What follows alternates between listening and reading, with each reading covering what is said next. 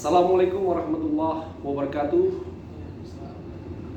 Para pemirsa Pro Rijali, program reportase pejalan kaki dan juga para pemirsa Belantika Kupasan seputar kita. Semoga pemirsa dalam keadaan sehat walafiat, dan yang sedang sakit tentunya semoga Allah memberikan kesembuhan. Amin ya rabbal alamin. Pemirsa, di pagi hari yang baik ini kami kembali mencoba mengetengahkan satu informasi yang mungkin ini pernah diketahui orang banyak, namun mudah-mudahan informasi ini juga senantiasa menjadi pertimbangan bagi kita semua di dalam memberikan satu kesempatan khususnya buat para mahasiswa untuk mendalami suatu ilmu di suatu lembaga yang mungkin mereka belum pernah rasakan. Hari ini saya bersama seorang peserta magang yang berasal dari salah satu universitas negeri di daerah. Mari kita kenal. Assalamualaikum. Waalaikumsalam warahmatullahi wabarakatuh. Apa kabar, Mas? Alhamdulillah, luar biasa Pak, sangat sehat. Betul, alhamdulillah. Bisa dikatakan, bisa diterangkan nama lengkapnya siapa dan dari mana? Oke, baik Pak, terima kasih. Izin memperkenalkan diri Pak. Ya. Nama saya Nabil Hadiansyah, biasa dipanggil Hadi. Ya. Saya seorang mahasiswa akhir Pak dari jurusan Hubungan Internasional Universitas Jenderal Sudirman Pak. Pemirsa, satu kampus dan juga satu jurusan yang banyak diminati oleh masyarakat, khususnya buat para lulusan SMA atau sekarang kelas 12 ya. Oleh karena itu, ini mungkin informasi ini sangat penting buat kita yang mempunyai anak yang ingin belajar masuk ke strata yang lebih tinggi, dalam hal ini kampus dan jurusan nasional. Kita dengarkan pengalaman Nabil. Nabil, Iya Pak. fakultas yang Nabil masuk itu adalah salah satu fakultas yang sangat favorit dan banyak yang diminati. Kira-kira kiat apa bisa Nabil bisa menembus fakultas tersebut dan di kampus tersebut? Apa yang bisa kan? Baik Pak, fun fact aja ya Pak. Jujur, saya sebenarnya merupakan seorang siswa yang berasal dari jurusan IPA Pak. IPA? Iya. Kelas. Iya, karena itu saya benar-benar ketika belajar untuk mengejar jalur SBMPTN Pak. Karena kalau anak IPA masuk jalur rapot sudah kemungkinannya kecil untuk bisa diterima. Jadi saya hasil rapot tuh ya. Saya mengejar sekali untuk di mata pelajaran tertentu Pak. Karena untuk mata pelajaran untuk bisa setidaknya saya bisa menjawab soal 80-90% lah Pak dari soal-soal SBMPTN kayak gitu. Karena di periode saya SBMPTN itu sudah mulai masuk istilah high order thinking skill ya. High order thinking skill. Yeah. High order thinking skill. High order kan pesanan. Apa itu? Ya, maksudnya Apa order? Kita bisa memahami soal tersebut dengan jadi selain dengan adanya rumus-rumus yang pakem ya Pak, kita juga belajar untuk mensinkronisasikan dengan rumus-rumus yang ada, kemudian kita buat alur jalannya untuk mencari jawaban dari soal itu. Loh, itu memang soal-soal yang mau dihadapi oleh Mas Nabil itu apa? Soal-soal yang sifatnya eksak atau sosial? Karena di SBMPTN itu ada dua Pak, TPS dan TPA. Kalau TPS sendiri, apa TPS itu? TPS itu lebih ke tes pengetahuan gitu loh, secara umum kayak ada bahasa Indonesia dan sebagainya. Terus ada penalaran umum juga Pak. Oh, TPS singkatan apa sih? Singkatan TPS itu? Apa ya Pak? Saya lupa. Oke, TPS. Saya lupa Pak, TPS gitu. Oh iya, TPS itu masa sosial ya? Iya. Bagaimana kita membaca literatur dan juga pengetahuan secara umum juga. Nah, di situ ya kita memang harus teliti dan juga sabar Pak. Kebetulan waktu saya SBMPTN Pak, saya ambil jalur SBMPTN yang dua mata kuliah, ada Saintek sama satunya Sosmed. Jadi ketika ujian saya mengerjakannya selama durasi 2 jam kurang lebih. Oh, SBMPTN itu setelah Nabil menyelesaikan sekolah SMA dulu, atau di dalam kurikulum Ya. SMA-nya itu sudah? Setelah menyelesaikan SMA Pak, baru Selalu kuliah dapat ijazah begitu.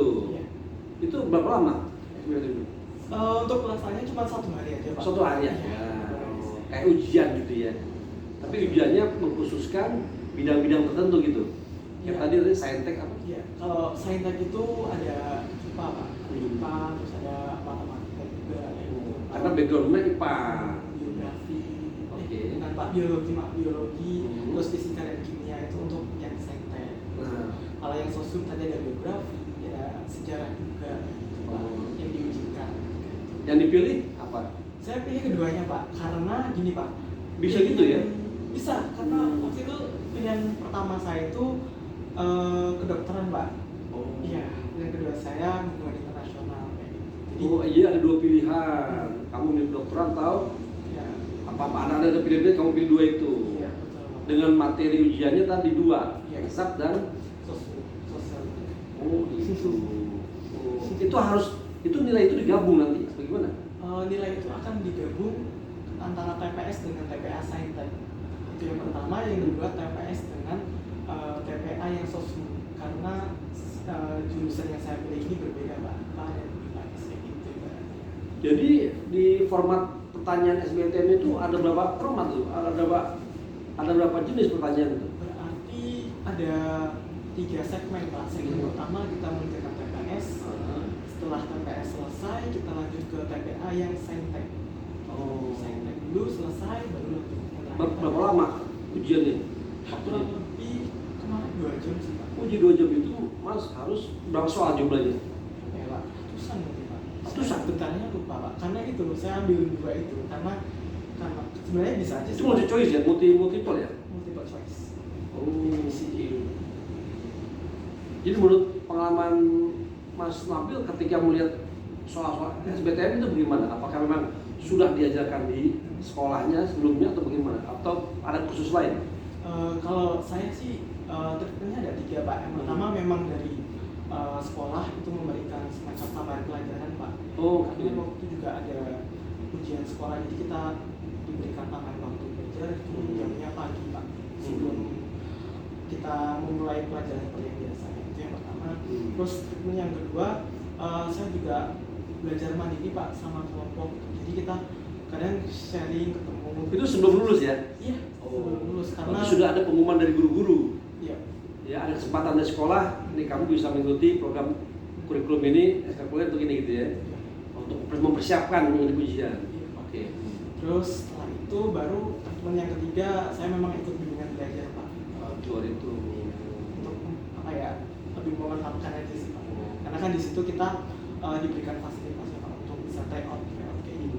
Jadi ya, Itu hasil nilainya ketahuan. ketahuan Pak detail. Nilainya berapa gitu. Nggak hanya sekedar lulus, nggak lulus. Iya. Ketahuan berapa? Ada sertifikat. Berapa kira-kira yang diperoleh itu? Oke, Pak. Masing-masing komponen beda Pak. Saya kalau nggak salah itu ada yang 700, 600, 800. Oh gitu. Minimalnya harus lulus berapa? Minimal.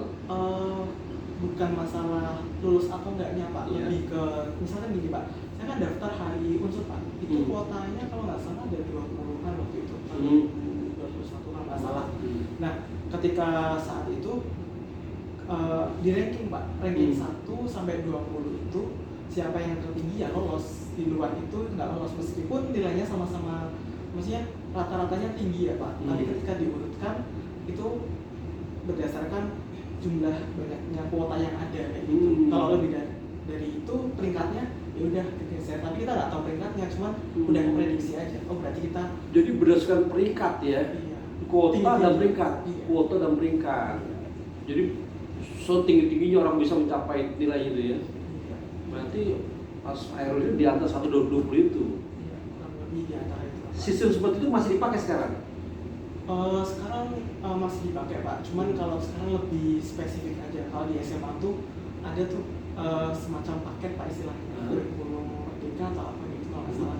Itu jadi udah dibuat di peta-petakan. Kalau kamu mau jurusan kedokteran berarti kamu belajarnya ini kayak gitu. Terus ini. Jadi ada paketannya sendiri Pak. Paket itu disiapkan oleh sekolah. Iya. Paket sekolah. Dalam pada saat dia mau ujian. pada saat dia masuk di sekolahnya itu Pak. Jadi apa yang dia pelajari di kelas ya itu yang dia ambil atau dia pilih paketnya. Iya. Kalau diambil kan kita belum tahu apa dia mau kemana. Tadi kalau misalnya orang ditanya dulu, kamu mau nantinya kedokteran, langsung ke kedokteran. Kamu mau jadi insinyur, langsung kasih paket insinyur gitu. Iya, ada paket-paket tertentu. Oh sekarang gitu ya. Jadi sekarang anak-anak sekolah itu ditanya, kamu mau mana pilih ini, itu paket-paket atau paket gitu. Ada penjurusan atau apa istilahnya. Asik. Saya kan tahu informasi itu ketika ini Pak, saya mengisi acara di namanya Kartini Fair University SMA 1 Pekalongan Pak. Di situ saya ada diskusi dengan guru-guru saya yang kebetulan pernah mengajar saya juga. Itu tahun berapa ya? 2022 kalau nggak salah Pak. Oh. Iya. Ini pemirsa, ini satu informasi yang menarik dari seorang Nabil Hadi. Bagaimana proses ketika yang bersangkutan memasuki kampus dan jurusan yang diminatinya, walaupun backgroundnya tadi sebelumnya bukan yang di saat ini, namun karena ada upaya-upaya dari pihak sekolahnya untuk memfasilitasinya, sehingga yang bersangkutan pun terbantu. Bahkan dia mempunyai satu keinginan belajar di luar sekolah juga, sehingga dia bisa menjawab apa yang namanya di SBMPTN itu ya. Jadi ini satu pembicaraan singkat, namun saya rasa ini sangat bermanfaat buat kita para orang tua khususnya, dan juga anak-anak SMA yang baru mau mengakhiri tingkat 12 ya. Dan tentunya tadi silakan dipelajari apa yang tadi Mas Hadi sampaikan, bagaimana yang bersangkutan bisa lulus dengan sistem yang cukup ketat, tapi juga dikembalikan kepada potensi dirinya ketika memilih bidang-bidang mana yang akan diminati ke depan. Saya rasa gitu ya. Jadi kita berharap Mas Nabil ini terus berhasil dalam profesinya dan dalam masyarakatnya, dan tentunya kita mendoakan ilmunya pun bermanfaat bagi nusa bangsa dan agama. Terima kasih Mas Nabil, sukses selalu, salam untuk orang tua, insya Allah ketemu yang dalam keadaan yang lebih baik lagi. Insya Allah. Amin. Demikian pemirsa, salam, wassalamualaikum warahmatullahi wabarakatuh.